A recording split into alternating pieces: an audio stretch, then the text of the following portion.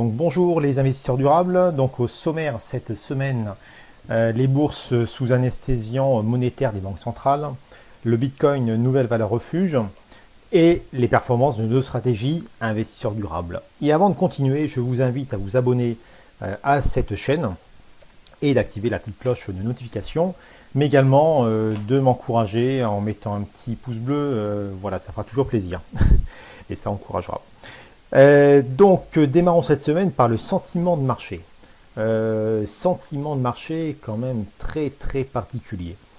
En effet, les marchés sous-estiment probablement la situation actuelle.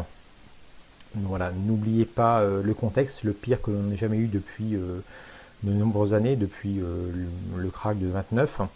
Mais les marchés remontent. Voilà. Est-ce sain qui remonte comme ça? Est-ce durable?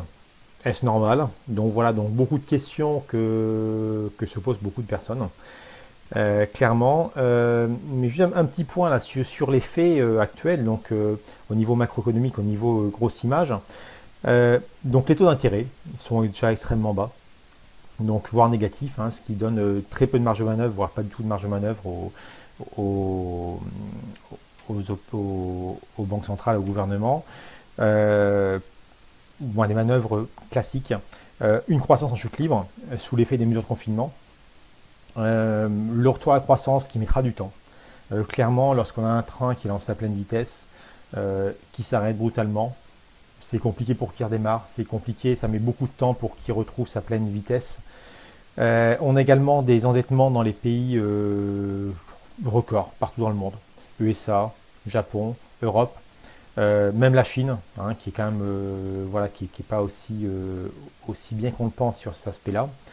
Et un chômage de masse. Quand on voit actuellement, alors on parle 32 millions de chômeurs aux États-Unis, taux record, sans précédent depuis la crise de 29. Voilà, et plus généralement une économie mondiale qui est à l'arrêt. Voilà, mais parce qu'il y a un mais, la Fed, les banques centrales sont là avec leur QE et qui transforment les indices en véritables zombies. Donc on peut se poser la question, est-ce que l'économie financière est déconnectée de l'économie réelle? Pas si sûr. Pas si sûr quand on regarde ici le graphique du SP500. Qui est l'indice des 500 plus grandes valeurs US, hein, qui est aussi un driver du marché. On remarque que les injections massives de liquidités des banques centrales, et notamment de la Fed, a fait monter l'indice à 50% de sa baisse, hein, jusqu'ici, qui correspond également à une grosse zone de résistance ici, en bleu. Donc voilà, donc quelque part, voilà, rien d'illogique, hein, notamment ici la retrace, hein, c'est 50% d'une baisse, c'est quelque chose d'assez classique sur le plan chartiste. Donc voilà. Toutefois, depuis plusieurs jours, on voit que ça bloque. On va passer sur un graphique en journalier, ça sera beaucoup plus parlant. Donc voilà, donc espèce 500 journalier. Donc on voit ici effectivement que ça bloque, hein, la montée, la progression est stoppée. Voilà, une petite retrace fin de semaine dernière, ça a repris. Voilà, mais ça a toujours buté cette zone de résistance, qui est un point assez fort. Et notamment sur ce graphique-là, en fait, je voulais vous montrer cette semaine trois éléments qui, je pense, sont extrêmement intéressants et importants à prendre en compte. On voit notamment effectivement déjà donc un pivot qui se dessine, hein, voilà, dans cette zone-là, la zone en bleu. Voilà, premièrement. Deuxièmement, on voit des bandes de Bollinger en fait qui se resserrent. Voilà.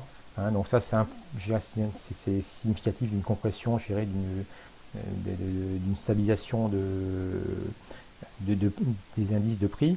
Et également, point important, ici, des volumes qui baissent d'une façon assez régulière. Donc là, en fait, on est là-dedans typiquement sur sur des figures de compression, hein, type tasse avec anse, etc.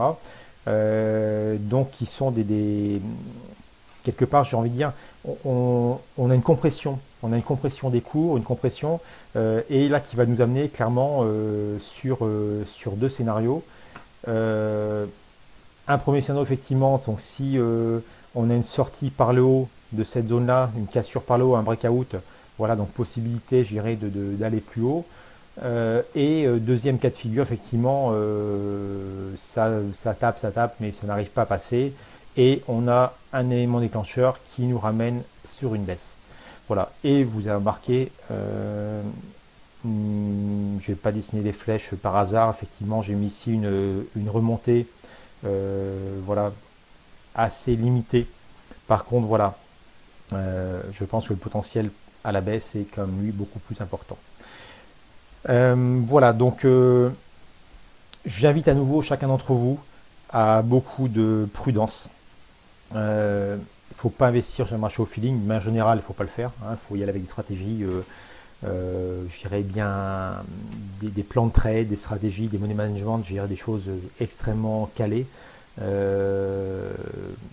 Voilà, donc bien sûr, il ne faut pas y aller. Et encore plus actuellement, dans ces marchés, voilà, faut pas y aller comme ça au feeling, comme on peut l'entendre ici et là, comme on peut le voir sur différents groupes de discussion où des personnes vont dire oui, telle action elle a baissé de temps, elle arrive sur un point bas, oui mais c'est une grosse valeur, elle pourra que remonter. Oui mais aujourd'hui j'irais la bourse casino, je suis pas sûr que ça soit la meilleure solution. Et clairement, je dirais même pas qu'aujourd'hui, une manière générale, voilà. Sauf si vous voulez avoir des grosses émotions, mais dans ce cas-là, clairement, autant aller jouer au casino. Je pense que vous avez autant de chances de gagner plutôt de perdre. Donc voilà. Donc on peut aller sur le marché, c'est clair. On peut aller, on peut y aller, on peut ressortir avec des performances intéressantes. Par contre, il faut y aller avec des stratégies solides, robustes, qui présentent de réels avantages statistiques et qui aussi ont fait leurs preuves et qui sont conçus pour traverser tout type de marché, tout type d'environnement économique, même les plus turbulents. Donc voilà. Et notamment, les deux stratégies d'investisseurs durables sont des stratégies, je dirais, justement conçues pour traverser ces tempêtes, ou voilà, et aussi être à l'aise dans tous les cycles économiques. Donc maintenant, un petit tour sur les cryptos et le Bitcoin. Donc voilà, notamment on a eu une hausse assez importante ces derniers jours, hausse que l'on peut rapprocher avec le halving qui aura lieu la semaine prochaine.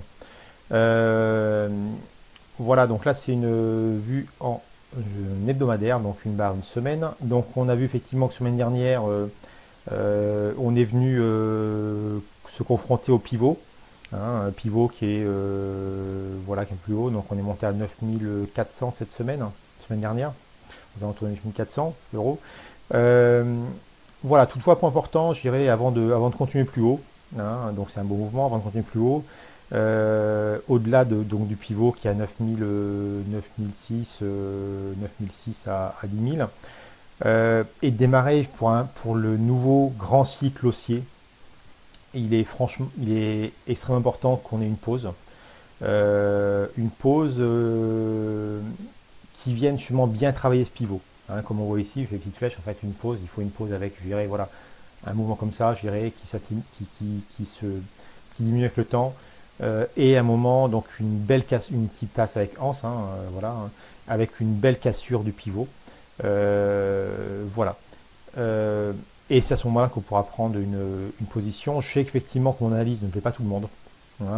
J'ai beaucoup de remarques ici et là. Voilà, que j'ai pas tout compris au crypto.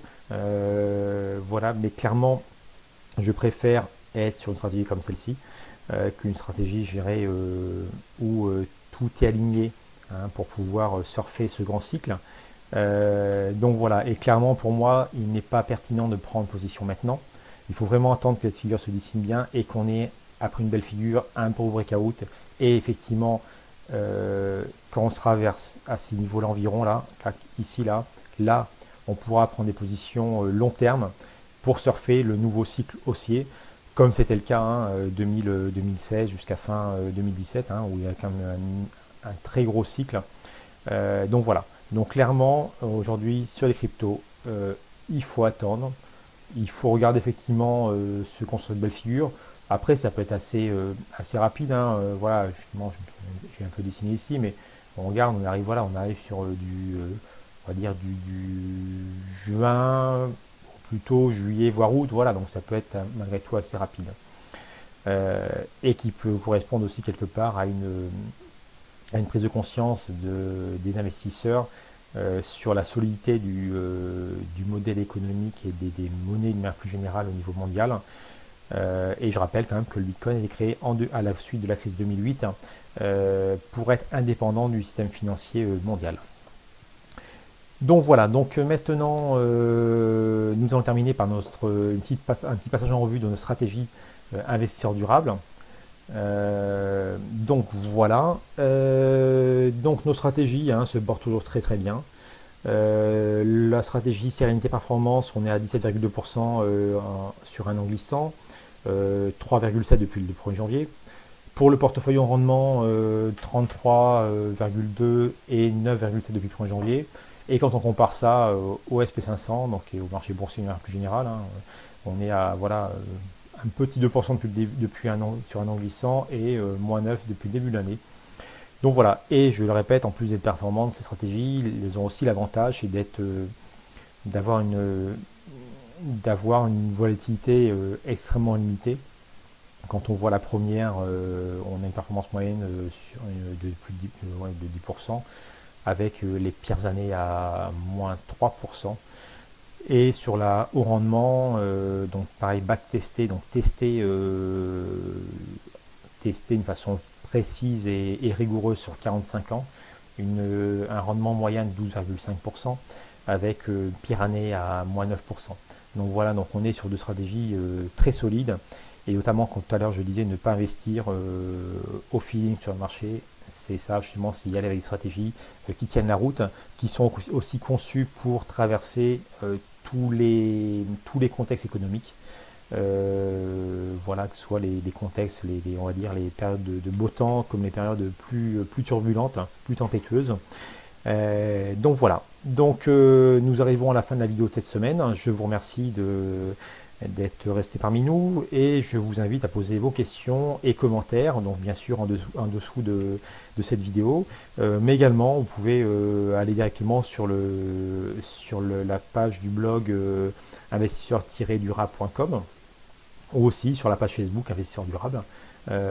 Voilà, pour poser des questions, mettre des commentaires, n'hésitez pas, on est là et je ne manquerai pas d'y répondre la semaine prochaine si vous avez des questions ou des sujets que vous voulez qu'on aborde. Je ne manquerai pas de le faire la semaine prochaine.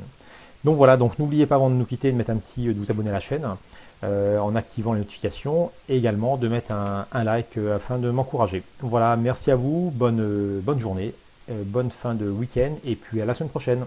Au revoir.